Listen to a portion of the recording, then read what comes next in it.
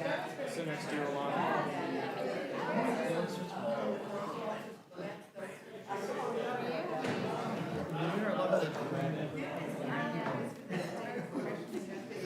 All right, I'd like to welcome our second panel, Chairwoman Virginia Fox and Representatives. Hello, what a pretty sweater. Thank you. Thank you. All right, I'd like to welcome our second panel, Chairwoman Fox and Representative Susan Wild from the Committee on Education and Workforce. And Chairman Fox, I'd welcome your testimony. Thank you, Mr. Chairman, and thanks to members of the committee for being here. Under the Biden administration, the NLRB has developed a nasty little habit of issuing partisan edicts that hurt hardworking families and small businesses in every zip code across the nation. It appears the only thing this agency knows how to do is press its thumb down upon the very people whom it purports to serve. The NLRB's new joint employer rule is yet another radical edict. It's a clear example of bureaucratic encroachment. Under this rule, an employer now includes those who have only indirect or even potential control over employees' essential terms in conditions of employment. Small businesses would be pulverized, jobs would be wiped clear off the map, and the economy would be punched squarely in the jaw. HJ Res 98 offers us the opportunity to stamp out the NLRB's asinine rule that's anti-freedom, anti-business, and anti-growth. What's more, HJ Res 98 will prevent future anti-enterprise administrations from implementing a similar job-killing joint employer regulation. We often speak about the value of the American dream, how people can get to such a point where they can own and operate their own business. But what is seldom discussed is how the federal government grants itself the latitude to infringe upon the American dream, like what we see in the NLRB's new joint employer rule.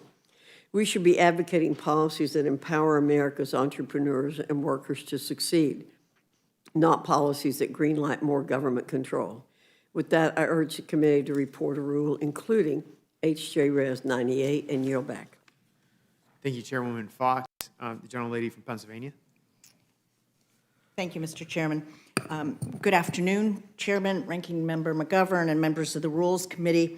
I'm here today to speak in opposition to HJ Res 98, a Congressional Review Act resolution to repeal the National Labor Relations Board's 2023 Joint Employer Rule, which, it's worth mentioning, is an effort to correct a Trump-era narrowing of the long-standing NLRB rules on joint employers as set forth in the Browning-Ferris case. Millions of Americans have jobs through subcontracts or temp agencies, including janitors, housekeepers, cooks, and many others.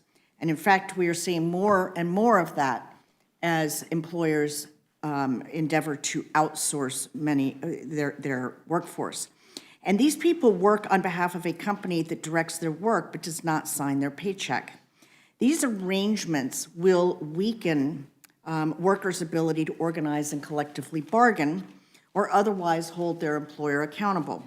For example, let's say employees of a subcontractor were to unionize with that subcontractor, but the subcontractor may well simply refuse to bargain over pay, hours, workplace safety, or other issues because its contract with the prime contractor governs those aspects of the work, which means that workers' desired improvements at their workplace are out of reach because the entity that controls their workplace policy is not at the bargaining table. The NLRB's 2023 Joint Employer Rule fixes this problem, and it ensures that millions of workers can hold all entities that actually control their working conditions accountable for their right to collectively bargain for higher pay, better benefits, and safer workplaces. This is essential to our promise to support workers and their families. Unfortunately, by repealing the NLRB rule, HJ Res 98 would undermine workers' ability to exercise their rights and would reinstate the deficient Trump-era rule that narrowed the joint employer standard and would render the whole bargaining process useless. In fact, the Trump-era rule transfer $1.3 billion each year from workers' paychecks to their bosses' pockets, whereas the NLRB rule would increase worker earnings by over $1 billion annually collectively. Repealing the NLRB rule would also steer us further away from the purpose of the National Labor Relations Act and years of court precedent. The Supreme Court has long affirmed that workers must be able to bargain with an employer to the extent that it controls their pay, their benefits, and other basic terms of employment. The D.C. Circuit reaffirmed this in 2018, but the NLRB's prior Republican majority failed to follow the court's decision in its Trump-era rule. Finally, I want to address much of what has been said about the NLRB rule and the franchising relationship. As somebody who supports franchising and small business owners in my district and across Pennsylvania, and in fact have had family involved in a franchise business, I want to set the record straight. There is no credible evidence that the NLRB's joint employer rule threatens the franchise business model.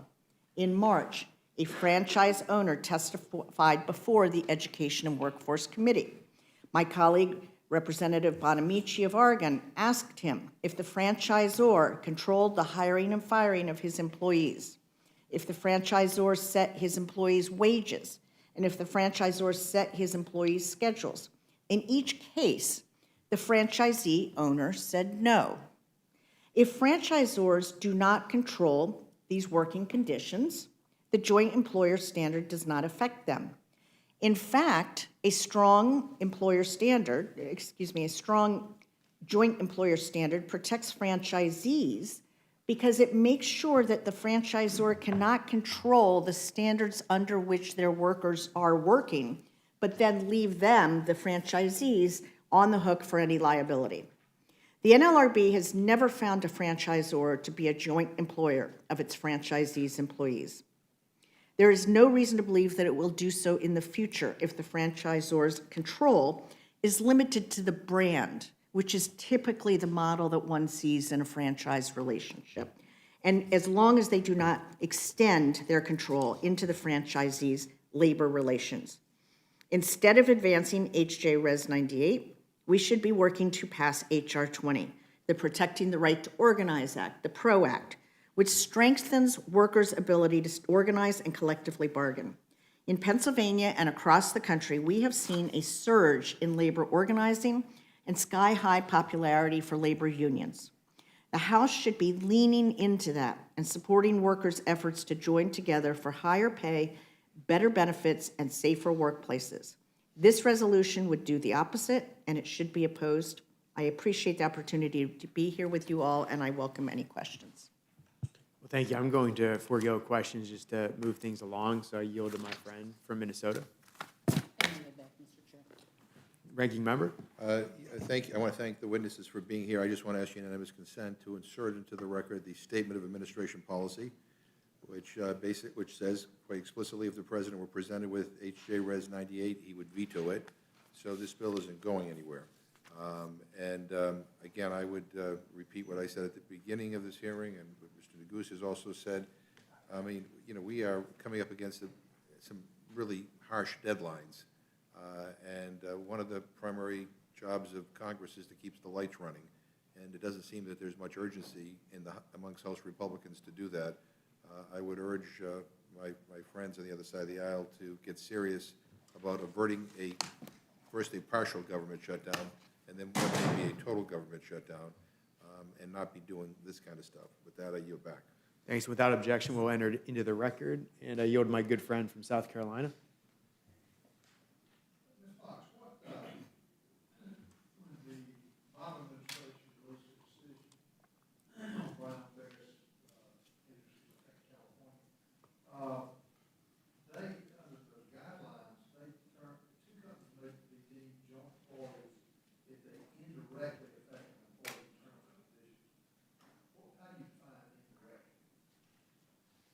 Well, that is one of the issues. That's one of the issues, because what the NLRB wants to do is to say that the parent company, like McDonald's, for example, really does control what's happening with these employees at local franchisees. And so they are indirect employers of those people, and they want to be able to go after the sort of parent company where the big bucks are, not where the local franchisee is. And that's one of the big issues involved here. It's up to their determination. That's right. That's a huge problem. Yes, sir. Okay, thank you. Appreciate you bringing this up. All right, thank my good friend from Colorado. I thank the chairman and thank the witnesses and have no questions. The gentlelady from New Mexico. Thank you so very much, and thank you, Chairwoman, and thank you, Representative. So I would like to enter into the record, Mr. Chairman, I request unanimous consent to enter into the record a letter of opposition to Republicans' attempts to overturn the Department of Labor's joint employer rule. The letter is co-signed by 72 labor and workers' rights organizations representing tens of millions of American workers. Without objection. Thank you very much. And I think what this letter signifies as it writes down and what we heard from Representative Rights is the fact that it is so important to make sure that workers are able to enforce their rights, that they're able to unionize, that they're able to protect their rights, regardless of whatever shell games may be played by contractors. And so with that, I will yield back unless there is anything that you would like to add to this, Representative Wild. I'd like to just comment on the question asked by Representative Norman. I think it's very important to note that the joint employer rule requires that the two employers share or co-determine one or more of the employee's essential terms and conditions of employment. So this is not a situation where a McDonald's, for instance, franchise has to necessarily be considered a joint employer, the franchisor and the franchisee, because if the franchisee makes the determination that certain employees are going to work certain hours, that they're going to, remember the franchise relationship, which is where most of the criticism usually comes from, is modeled on the idea that the successful franchisor brand is followed through in the franchisee's place of business. So they want to make sure that it looks like all of the other franchises. They want to make sure that it's kept clean and orderly and that the quality of the food, if that's involved, is standard. They are not going to be getting involved in things like what hours you determine employee X or employee Y may work. You would not be a joint employer in that situation. And so I think that it's a myth to think that all of a sudden we're going to see nothing but joint employers everywhere. Because the small business owner, in this case a franchisee, which is a small business most of the time, although some franchisees own hundreds of franchises, is still able to control the essential conditions of his or her workers' employment. Can I ask you a question? Sure. I yield. Oh, I'm sorry. Always to you, sir. What the franchisees do, they have the franchisor set the bar for, like a Lowe's, a standard building. They have a brand that they're selling. And they don't set hours, as you mentioned, but now they do set the recipes, they set give you a list of equipment that they have, buying power. But now the problem is, who determines that? Well, that is determined by the franchisor-franchisee No, I get agreement. that. I'm talking about who determines that from, when Obama put this in, who decides what's indirectly that would link them as being joint employers? I'm not sure I understand your question, but the things that you just mentioned would not be considered terms of employment. They wouldn't be part of the employee's working conditions. Those would be part part of the entire franchise relationship, where the franchisor wants the franchisee to carry forward the brand. That does not impact the individual working conditions of the workers. But beauty's in the eyes of the beholder, isn't it? I'm not sure I understand that question. I'm not sure I understand that comment, but I'm happy to tell you what the essential terms and conditions of employment would be, how they're defined. They're defined as wages, benefits, and other compensation, hours of work and scheduling, the assignment of duties to be performed, the supervision of the performance of duties, work rules and directions governing the manner, means, and methods of the performance of duties and the grounds for discipline, the tenure of employment, including hire and discharge, and working conditions related to the safety and health of employees. So this franchise model, Lowe's, McDonald's, whatever you want, that does not encompass these items. It's only when that employer, let's say the franchisor, got involved in dictating what the wages would be for the employees, which is not going to happen because the franchisee wants to make money by having this franchise, right? So he or she is going to determine wages and schedules and that kind of thing based on what is profitable for that particular franchise operation. That's not what the franchisor is interested in. The franchisor wants to make sure that the brand is carried forward.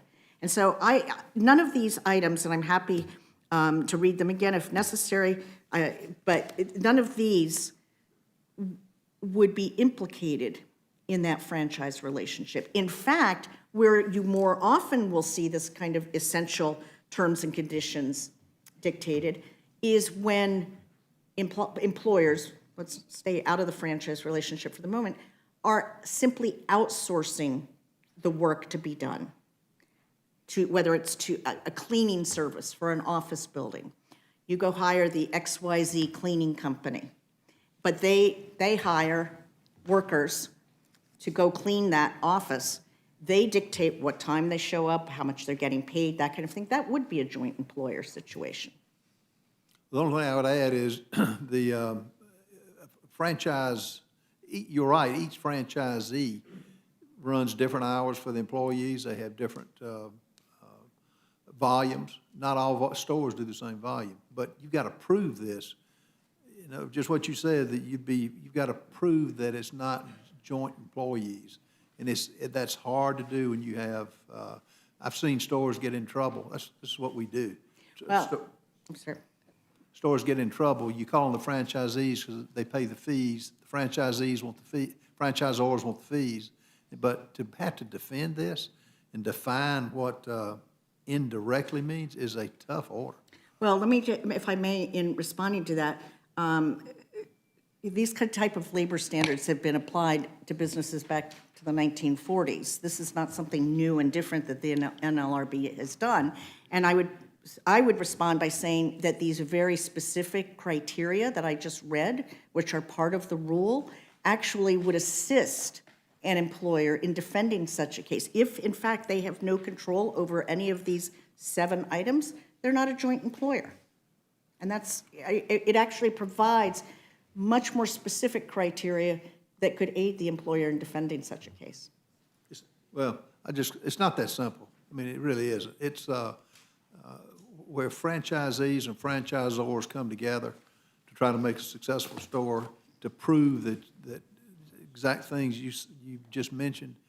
It's not that simple, and it blends in with trying to get a store that's not profitable and trying to make sure that the brand is set, and to leave it up to them for the interpretation of independently. I think that's what drives them crazy. Nothing is ever completely simple, Mr. Norman, but let me just say that the point of this is to make sure that the worker is not the one caught in the middle and not able to actually negotiate the terms of his or her own employment.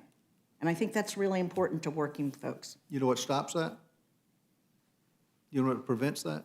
Competition. They're battling for, the employees have got the control, because they can go to a Chick-fil-A, they can go to a Home Depot, you name it. That's the lever that employees have. And it's huge, particularly now. It's slowing down some. But thank you for your explanation, and sounds like a thank you for yielding. But of course. And I think that what this discussion really reflects what we have seen in the last year or so, where we have had increased unionization at franchise stores. And those are occurring on a store-by-store basis because of the fact that they are independent, right? And it is the fact that there is now more competition from labor does not mean that we need to leave these workers alone. We need to make sure that those workers, if they choose to unionize, and if they choose to have representation, are able to do that. And is that sort of what we are looking at getting to here, Representative Wild? In part, yes. Yeah. And so I think that remembering that this rule was carefully crafted not to interfere with the ability of the franchisees to have and set their own terms of relationship between employee and employer. I think that that's the key say. It's like, what kind of working conditions do you have with your employees? It's that simple. I mean, their terms are there, you've repeated it, and that is why this rule was written in this way. And unless you want to add anything else, Ms. Wild? I saw you open your book back up again. I just want to emphasize that this shouldn't just be construed in the context of franchises. That's not what this joint employer rule is solely about. In fact, if anything, it's about many, many other areas of outsourcing that don't affect franchises. Right. And that, in fact, we're going back to in history. I mean, NLRB was set up in 1935. These kinds of procedures were in effect for decades and for years until we saw what happened in 2020 during the Trump administration. And we are simply trying to right that wrong and stand with workers once again. With that, I yield back. Thank you very much. Thank you, I appreciate it. Would the witnesses like to have any closing remarks? Ms. Wild? No, thank you. Chairman Fox? Thank you, Mr. Chairman. I would just say, if it ain't broke, we don't need to fix it. Things are working very well without this joint employer rule. And the other thing I would think I will point out is this really is an attempt to make it easier for unions to unionize. And I think that's what just came out in these final remarks. Thank you, Mr. Chairman. I yield back. Well, thanks for all the exchanges, and with that, the witnesses are excused. Thanks for coming. Thank you.